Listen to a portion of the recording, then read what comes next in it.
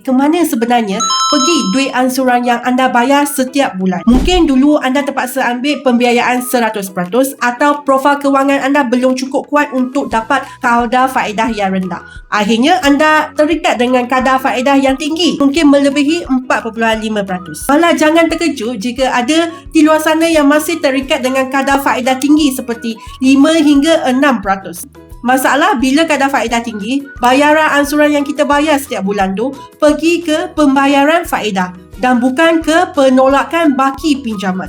Cuba anda bayangkan, separuh daripada gaji bersih diguna untuk membayar bayaran ansuran ini, kebanyakan jumlah itu pula pergi ke faedah bank saja. Lisa faham sangat, memang frust. Save dan like dulu sebab Lisa nak bagi satu manfaat. Pada tahun ini, pasaran pembiayaan rumah kini menawarkan kadar faedah dalam mungkin serendah 3.55% bagi mereka yang mempunyai profil yang kukuh.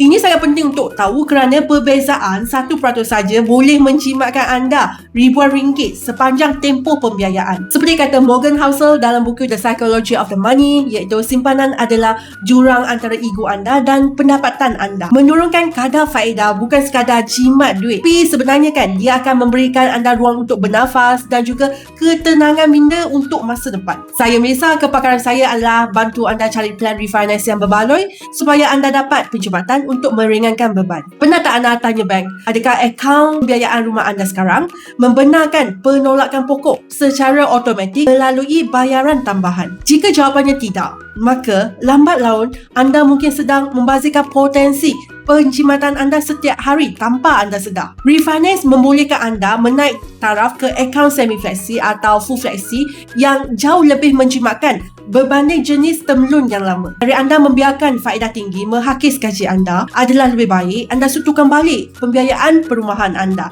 supaya anda dapat penjimatan dalam jangka panjang. Follow Melissa for more tips.